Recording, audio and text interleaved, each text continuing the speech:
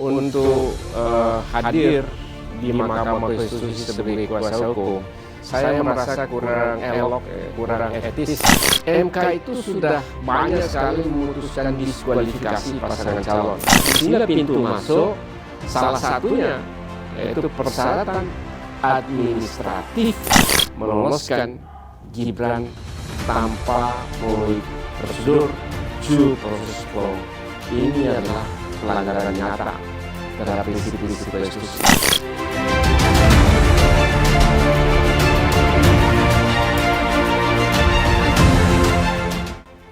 Ya, saya sebenarnya memberikan masukan, pandangan, nasihat ya, terhadap permohonan yang diajukan, termasuk memberikan koreksi dalam hal yang saya anggap penting untuk dikoreksi dari draft yang dibuat oleh teman-teman, dan itu memang melalui diskusi yang cukup panjang, termasuk saya juga terlibat dalam diskusi untuk mempersiapkan permohonan kepada Mahkamah Konstitusi.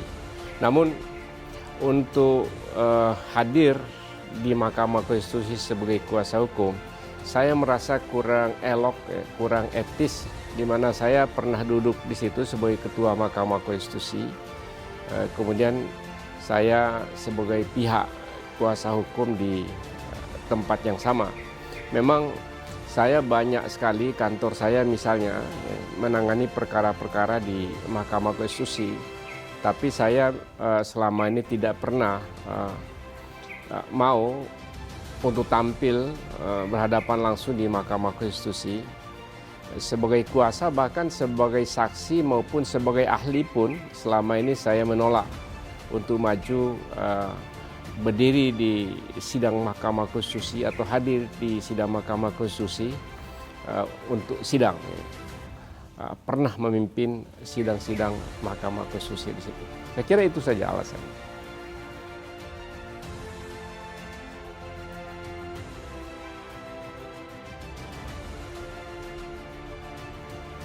Ya memang permohonan yang dipersiapkan alasan-alasan yang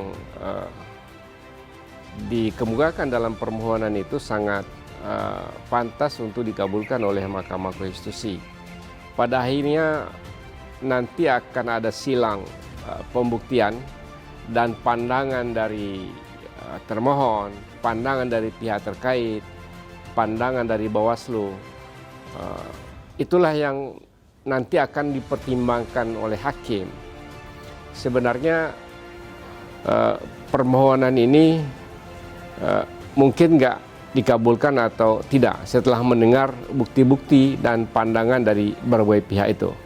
Nah, pengalaman sebagai hakim dan juga di Mahkamah Konstitusi, jika pemohon memiliki alasan-alasan yang kuat, ya, yang tentu tidak terbantahkan dan juga dengan didukung oleh bukti-bukti yang sangat kuat, pada umumnya Mahkamah Konstitusi itu sangat independen. Mereka pada umumnya memutuskan berdasarkan hukum dan keadilan yang ada. Nah, dalam perspektif seperti itu maka sangat mungkin perkara pengajuan permohonan diajukan oleh 01 dan juga 03 ini dikabulkan oleh Mahkamah Konstitusi, termasuk mendiskualifikasi pasangan calon. Memang betul kita kan baru perkara keempat ini sengketa Pilpres di Mahkamah Konstitusi. Pertama 2004, 2009, kemudian 2014, 2019, 2024. Jadi yang kelima sekarang ini. Dari 4 perkara sebelumnya, belum pernah ada Mahkamah Konstitusi itu mengabulkan permohonan pemohon yang berkaitan dengan gugatan atas hasil pemilu. Tapi bukan berarti tidak bisa. Karena Mahkamah Konstitusi ini memiliki pengalaman panjang untuk mengadili sengketa pemilu, khususnya sengketa pemilu kada. Nah, terminologi pemilu itu pada saat sekarang ini sudah diubah oleh Mahkamah Konstitusi dengan putusannya tahun 2022 yang menyatakan begini, bahwa tidak ada lagi relevansinya untuk membedakan antara pemilu kada yang tunduk pada pasal 18 Undang-Undang Dasar 45 dengan pemilu yang tunduk pada pasal 22E. Pasal 18 dalam hal pemilihan kepala daerah maupun juga pemilihan presiden, pemilihan DPR, DPD, itu juga adalah pemilu. Jadi dua-duanya adalah pemilu. Nah, ketika kita merujuk putusan-putusan MK yang mengenai pemilihan kepala daerah, itu juga adalah pemilu. Karena itu bisa menjadi jurisprudensi atau presiden bagi Mahkamah Konstitusi dalam memutus pemilu presiden. MK itu sudah banyak sekali memutuskan diskualifikasi pasangan calon. Saya ingin memberikan contoh. Ya. Ada pasangan calon yang berkaitan dengan perkara yang terakhir di Saburei Jua di Provinsi NTT. Dalam perkara itu ada kelalaian dari KPU ya, mengenai administratif pasangan, yaitu calon bupati.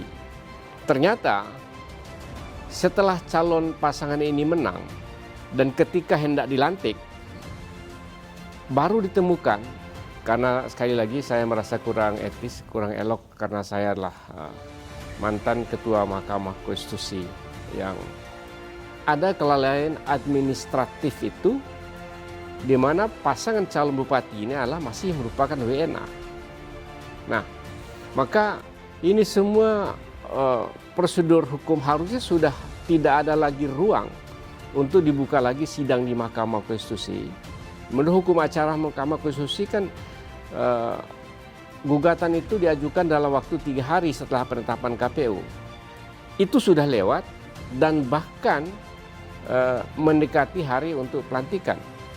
Nah, ketika diajukan ke Mahkamah Konstitusi dalam perkara calon bupati Saburei Jua, ternyata Mahkamah Konstitusi mengabulkan walaupun hukum acaranya sudah lewat waktunya. Kenapa itu dikabulkan? Nah, inilah posisi khas dari Mahkamah Konstitusi sebagai the guardian of the Constitution. Jadi Mahkamah Konstitusi itu bukan pengadilan peraturan atau bukan pengadilan undang-undang, tapi pengadilan konstitusi. Manakala ditemukan tindakan atau kebijakan yang bertentangan dengan prinsip-prinsip konstitusi, maka aturan-aturan prosedural yang menghambat untuk tegaknya konstitusi wajib diabaikan. Karena pekerjaan Mahkamah Konstitusi adalah menegakkan dan menjaga konstitusi.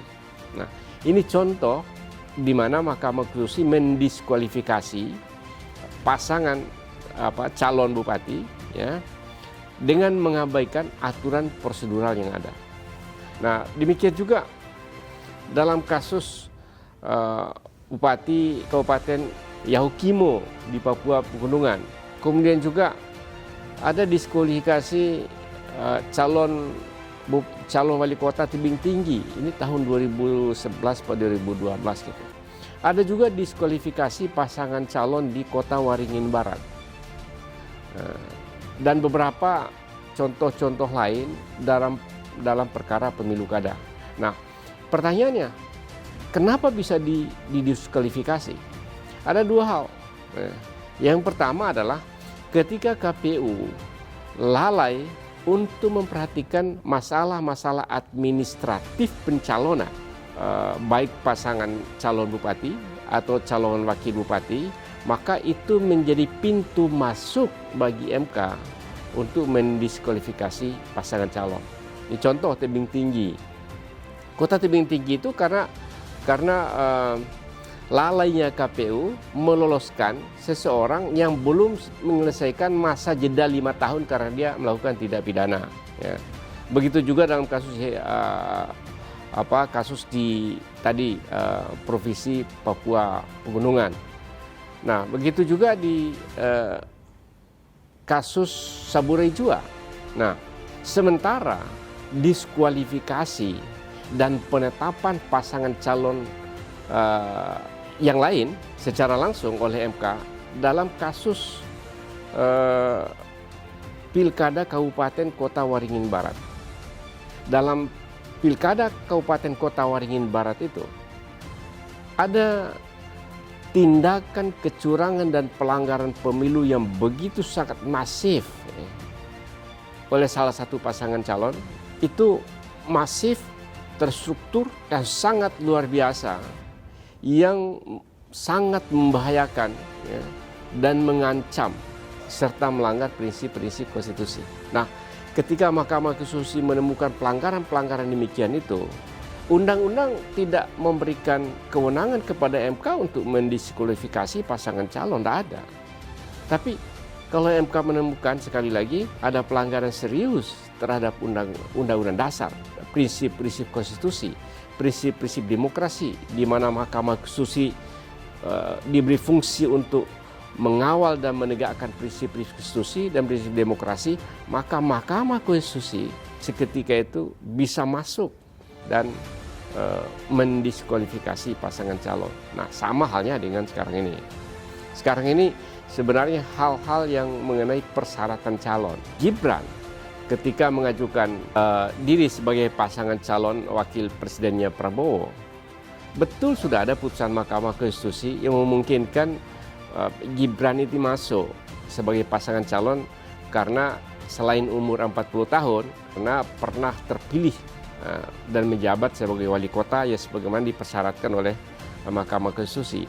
Tetapi problemnya adalah KPU dalam melaksanakan kebijakan dan tindakan yang berkaitan dengan tata kelola pemilihan umum harus berdasarkan pada peraturan KPU. Sementara pada saat itu peraturan KPU-nya ketika meloloskan pasangan calon 02 dan meloloskan Gibran, syarat umur pasangan calon presiden wakil presiden masih 40 tahun. Dan ternyata di diktum pertimbangan KPU tetap merujuk pada peraturan KPU nomor 19 2003 itu mengenai syarat umur 40 tahun itu. KPU meloloskan tanpa mudah mengubah peraturan KPU-nya. Ini adalah tindakan unprocedural, tindakan yang melanggar prinsip-prinsip apa yang disebut dalam hukum prinsip-prinsip due process of law, prinsip-prinsip rule of law. Pelanggaran prinsip due process of law dan rule of law itu adalah merupakan pelanggaran konstitusi. Nah, ini nyata sebenarnya dengan pembuktian yang sangat mudah bahwa ada pelanggaran prosedur dan tata kelola pemilu oleh KPU tanpa memperhatikan prinsip-prinsip kepastian hukum, prinsip-prinsip keadilan, prinsip-prinsip due process of law, meloloskan Gibran sebagai pasangan calon. Itu jelas-jelas adalah pelanggaran terhadap prinsip-prinsip konstitusi, prinsip-prinsip demokrasi, khususnya terkait dengan tata kelola pemilihan umum yang harus berdasarkan pada peraturan KPU. Di sini pintu masuk, salah satunya yaitu persyaratan administratif meloloskan Gibran tanpa melalui prosedur due process of law. Ini adalah pelanggaran nyata terhadap prinsip-prinsip konstitusi. Tentu ini bisa saja Mahkamah Konstitusi dan menyatakan itu betul alasan-alasan permohonan pemohon bahwa KPU telah lalai untuk menjaga prinsip-prinsip konstitusi ini. Dan dampaknya apa? Dampaknya adalah para pemilih yang memilih pasangan calon ini tertipu. Tertipu karena sebenarnya calonnya tidak memenuhi syarat. Suara-suara rakyat ini harus diselamatkan dengan prosedur hukum yang benar dan KPU menetapkan calon secara benar sesuai dengan prinsip due process of law. Saya kira itu baru satu alasan.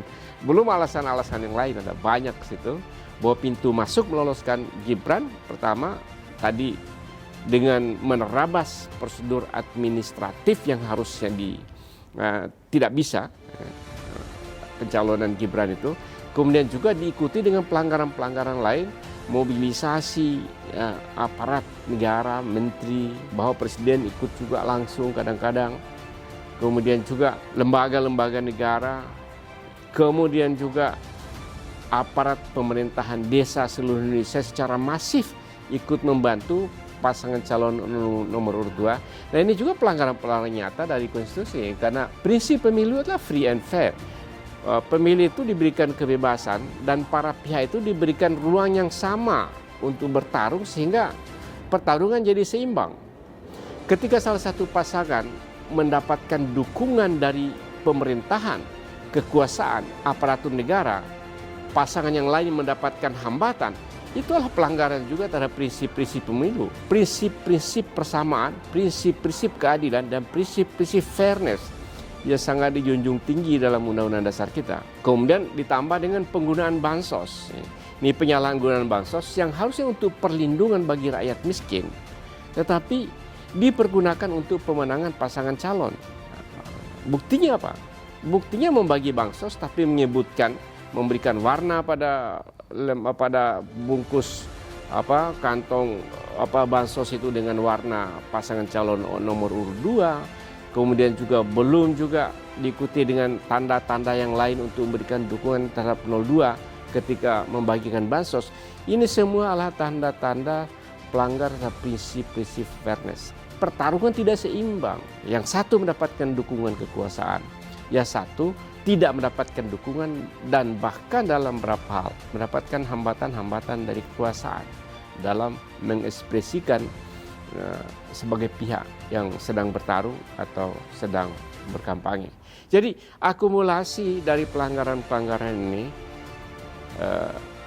jika nanti pembuktiannya sangat nyata, dan saya yakin pembuktiannya cukup sederhana, pembuktiannya tidak perlu pembuktian berat, tinggal sekarang ini adalah hakimnya, hakim melihat dari sisi apa, kita serahkan sekarang ini kepada Mahkamah Konstitusi. Apapun Mahkamah Konstitusi putusan, kita hormati. Mengabulkan permohonan pemohon, kita hormati. Menolak permohonan pemohon, kita juga harus hormati. Itulah peradilan tertinggi kita, dan itulah mekanisme kita bernegara. Ada sekarang yang salah. Yang salah itu tahapan pemilu itu panjang prosesnya. Satu, pendaftaran pemilih, kemudian persiapan yang lain-lainnya, kemudian pendaftaran pasangan calon, kampanye, pemungutan suara, penetapan perolehan suara, kemudian terakhir adalah keputusan MK kalau ada gugatan. Nah, penetapan perolehan suara oleh KPU belum menentukan calon terpilih. Ini belum ada presiden terpilih siapa. Keputusan KPU kemarin itu hanya menentukan yang peroleh suara terbanyak adalah pasangan 02. Kan sekarang kan ada protes dari pihak lain. Enggak, bukan dia yang peroleh suara terbanyak. Suara yang dia seharusnya 0. Karena pasangan calonnya harusnya tidak memenuhi syarat. Kayak ini sengketa. Nah, dalam sengketa seperti ini tidak ada yang bisa mengklaim ada yang sudah menang, belum ada. Karena penentu terakhir adalah putusan Mahkamah Konstitusi. Jadi nanti setelah putusan Mahkamah Konstitusi baru KPU mengeluarkan satu lagi surat ketetapan yang namanya surat penetapan calon terpilih. Nah, setelah itulah baru mengadakan selebrasi dan mempersiapkan susunan kabinet dan semuanya. Kalau sekarang terlalu dini untuk persiapan susunan kabinet, sementara Mahkamah Konstitusi belum menyelesaikan dan memutuskan perkara itu. Nah, kalau nanti misalnya dibatalkan hasilnya, kemudian adakan PSU, maka jadi persoalan.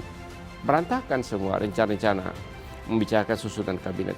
Jadi mari kita bersabar dulu, tunggu putusan Mahkamah Konstitusi, dan sama-sama kita serahkan sekarang kepada Mahkamah Konstitusi, lembaga yang diberikan oleh Undang-Undang Dasar kita untuk memutuskan sengketa hasil pemilihan umum. Saya kira itu.